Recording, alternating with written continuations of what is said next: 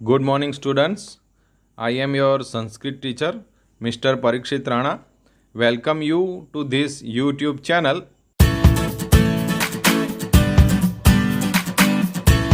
Friends, today we will discuss our unit number 13, Gita Amrutam.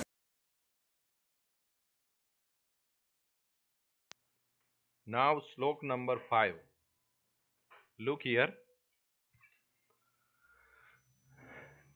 Chaturvidya bhajante mam janaha. Sukrutino Arjuna. Artah जिज्ञासु अर्थार्थी ज्ञानी च भरतवर्षभः।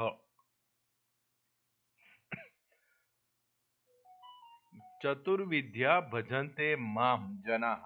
Janaha means people, mam means me, bhajante means worship, and chaturvidya means four kinds of. So the translation of this line: four kinds of people worship me. Sukrutino Arjun. Sukrutino means here meritorious. जो virtuous person होते हैं इसके लिए ये word use होता है meritorious, तो ये अर्जुन के लिए यूज हुआ है. सुकृतिनो means meritorious. Arjun means O Arjun. यहां से हमें स्टार्ट करना है ट्रांसलेशन करते वक्त.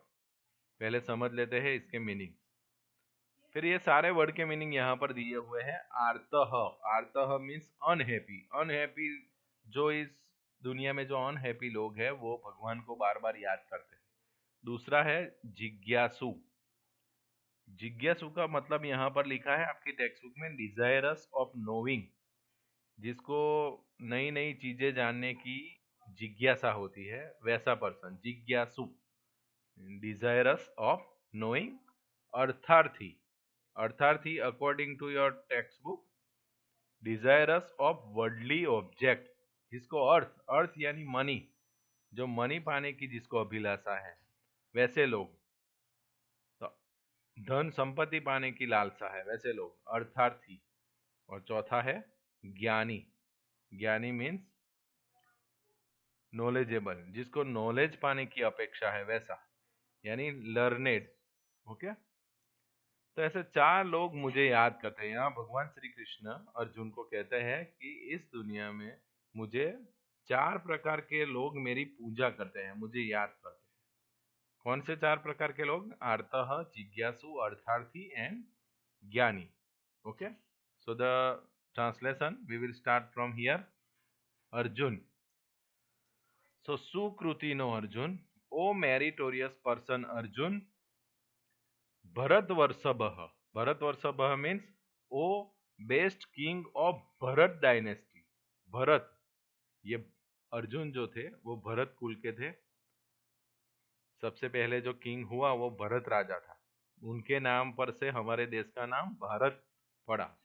इसीलिए आप महाभारत सीरियल देखोगे तो सबसे पहले ये भरत की बात, जो भरत राजा की कहानी है वो वो लोग बताते हैं. ओके. सो यहाँ पर है O meritorious person Arjun, O best king of Bharat dynasty, four kinds of people worship me.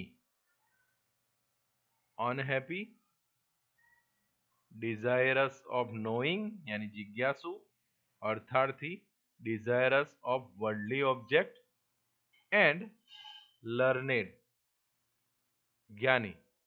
Okay. Now श्लोक नंबर 6. यस्मान्नो न उद्विजते. लोको लोकान्नो न उद्विजते च यः हर्षाम अहर्ष भय उद्वेगैः मुक्तो यः स च मे प्रियः. अब यहाँ पर भगवान श्री कृष्ण ऐसी बात कर रहे हैं अर्जुन को कि मुझे कौन से भक्त ज्यादा प्रिय है, कौन से लोग मुझे प्रिय है, मैं प्रिय. ओके. तो यहाँ से देखते हैं, सबसे पहले समझने की कोशिश करते हैं वर्ड मीनिंग. यस्मान्नो न उद्विजते. न उद्विजते means not perplexed. Perplex means चलित नहीं होना, अपने स्थान से चलित नहीं होना, भयभीत नहीं होना। सो यस्मान्नो न उद्विजते, लोको लोकान्नो न उद्विजते, न उद्विजते, who himself is not perplex. Okay, तो पहली लाइन में ऐसा कहा है कि यस्मान्नो न उद्विजते means one who himself is not perplexed. इतने ही वर्ड का मीनिंग है, one who himself is not perplexed, यानी जो अपने कर्म से, अपने स्थान से, अपने कर्तव्य से चलित नहीं होता है। उसी तरह लोको लोकान्नो न उद्विजते, by whom others are not perplexed, people are not perplexed, उस व्यक्ति से दूसरे लोग भी चलित नहीं होते। वो खुद चलित नहीं होता है और उस व्यक्ति से दूसरे लोग चलित नहीं होते हैं, विमुख नहीं होते हैं। ऐसा भक्त मुझे प्रिय है। पहली लाइन में ऐसा कहा है, जो अपने स्थान से चलित नहीं होता है और जिससे दूसरे लोग चलित नहीं होते हैं, वैसा भक्त मुझे प्रिय है। और दूसरी लाइन में भी ऐसा कहा है, और क्या है, उन्होंने ऐड किया कि हर्षम अहर्ष, हर्षः यानी ही who is free from Joy, जिसको सुख दुख की कोई अनुभूति नहीं होती है, वैसा। अगर दुख आ पड़े तो भी वह अपने स्थान से चलित नहीं होता है। बहुत सारा दुख उसके ऊपर आ पड़े तो भी वह ज्यादा दुखी नहीं होता है, बराबर। और सुख आ पड़े तो भी बहुत ज्यादा खुश नहीं हो जाता है, यानी चलित नहीं होता है, अपने स्थान पर रहता है, मर्यादा में रहता है। तो ही who is free from joy, intolerance, भय मीन्स फियर, एंड उद्वैगैहि मीन्स एंजाइटी, आतुरता। सो वन मुक्तो, यह मुक्तो यानी one who is free from joy, intolerance, fear and anxiety is my favorite devotee। वो भक्त मुझे ज्यादा प्रिय है। फिर से एक बार मैं ट्रांसलेशन बोलता हूं यहां से।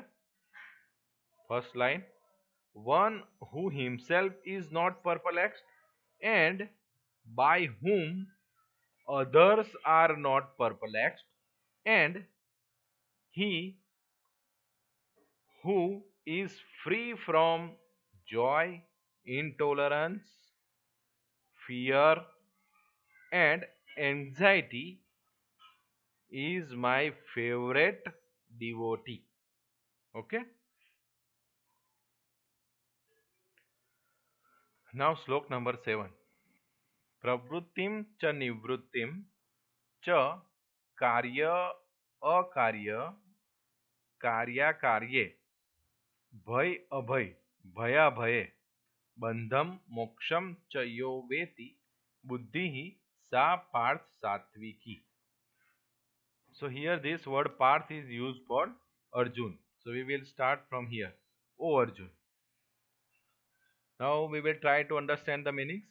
Pravrittim cha nivrittim. According to your textbook, pravritti means activeness and nivritti means inactiveness. हम ऐसा भी कह सकते हैं, the one who knows what to do and what not to do. जो जानता है कि हमें क्या करना चाहिए और क्या नहीं करना चाहिए। फिर कार्य अकार्य, during the work and in the absence of work. भया भय, in fear and in the absence of fear. बंधम, टू बॉन्डेज। मोक्षम, साल्वेशन यानी मोक्ष। वेति, वेति का मतलब आपकी टेक्स्ट बुक में लिखा है नोज, हु नोज, जो जानता है। हमने स्टार्ट में ही बोल दिया। च यो वेति, बुद्धि, बुद्धि means intellect, intellect of that person. And सात्विकी, सात्विकी मीन्स सात्विक यानी virtuous. So intellect of that person is virtuous. Okay, तो पूरे श्लोक का ट्रांसलेशन करने की कोशिश करते हैं यहाँ से। प्रवृत्तिम च निवृत्तिम।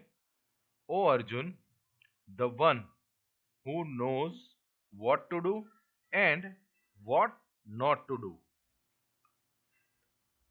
during the work and in the absence of work, in the fear and in the absence of fear। जो व्यक्ति ऐसा जानता है कि मुझे क्या करना चाहिए, क्या नहीं करना चाहिए, पर कब?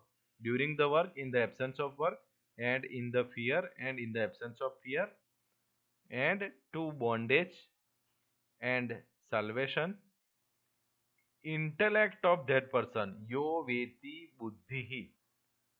so intellect of that person is सात्विकी, यानी वर्च्यूअस, सात्विक। ओके, तो यहाँ पर यूनिट नंबर 13 के सारे श्लोक समाप्त हुए हैं। आशा रखता हूँ कि आप सभी को ये सारे श्लोक समझ में आ गए होंगे। यहाँ पर जो ब्रैकेट में लिखा है ये 2 है, 4 है, 7 है, तो ये 2 है तो ये सेकंड अध्याय श्रीमद् भगवत गीता के टोटल 18 अध्याय है, और इसमें से ये सेकंड अध्याय का श्लोक नंबर 39 है। उसी तरह ये फोर्थ अध्याय का 39 श्लोक है, लिया गया है। ये सेवंथ अध्याय में से 16 नंबर का श्लोक लिया गया है, और 12 में से 15, और 18 नंबर के अध्याय में से ये 30 नंबर का श्लोक यहाँ पर लिया गया है। तो जीवन में हमें एक बार तो श्रीमद् भगवत गीता पढ़नी ही चाहिए, क्योंकि वो हमारी लाइफ के बारे में बहुत कुछ बताती है, ये धर्म पुस्तक, और ये हमारी रिलीजियस बुक है, इसीलिए हमको एक बार उसको पढ़ ही लेना चाहिए। Okay, so thank you very much for listening this video. Next chapter we will discuss in next video.